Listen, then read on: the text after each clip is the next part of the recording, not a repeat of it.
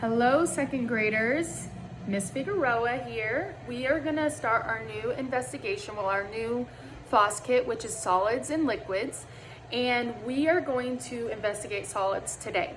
So I'm gonna go through the different states of matter, and when we talk about matter, matter is anything that's around us. Everything has matter, so we're gonna kind of go over that. So the first state of matter is solids, which we're gonna investigate today. And in this bag, we have a solid. It's a rock. It's something that doesn't change shape when you put it in something else. You can touch it, move it, it's hard. That's a solid. A desk is a solid. A table is a solid. A pencil is solid, right? It doesn't change shape, it stays the way it is. The next state of matter is liquid. Liquid. Liquid is something that when you put it into an object, it takes the shape of the object. So this is taking the shape of a bag. This is water. Water is a liquid. If I were to pour this into a cup, it would take the shape of the cup. Okay? And the final state of matter is gas, which is in here. Air is filled up in here. Air is matter. And gases are also matter. Well, gases are air. Air is matter. Sorry. Okay? So now what we're gonna do, everything on Earth is matter. Matter is either a solid, liquid, or gas. So we're going to find out more about solids today. So we are going to investigate the objects in this bag, and these are all solid objects. This is plastic, it's a solid, okay? This is fabric. Now it can be twisted and moved, but it never really changes its shape. It's always this square, okay? We have this piece of wood cylinder. Okay, that's a solid. And we also have this little straw thing. This is a solid. It changes, like you can bend it and move it around, but it's always this shape. It's just you change the way it looks, but every time it comes back to that. Okay, so now let's see.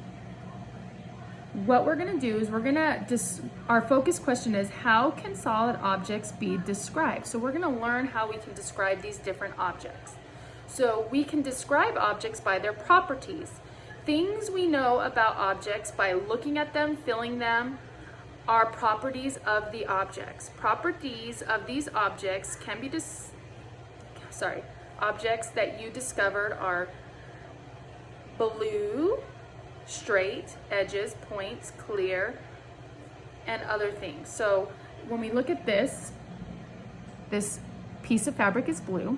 It's soft, right? You can tell that by feeling it. It has straight sides, okay?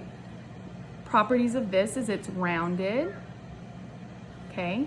It has a circle, rounded edges. It's hard. Different ways you can describe these objects. This is hard, it has straight edges, it's plastic, you could say plastic, you could name the type of object it is. This is rubber, it's bendy. You can squish it, squishy. Okay, we're gonna talk about some science words that we can use for these, but that is basically some different properties. Now let's talk about what properties are. So I want you to follow along with me and do this at home. So say the word properties. Okay, now let's clap the word parts of properties. Ready? Properties. Let's do it one more time. Properties. How many word parts or syllables does properties have? Let's count them. Properties. It has 3 parts. Okay. Properties are the things we know about objects by looking at them or feeling them. What are properties? So I want you to say this with me. Properties are things that we know about objects by looking at them or feeling them. Something is the color blue. That is one of its, right, properties, okay? Objects can be described by their properties, okay? So if you were in class, I'd be giving each of you additional solid objects to observe.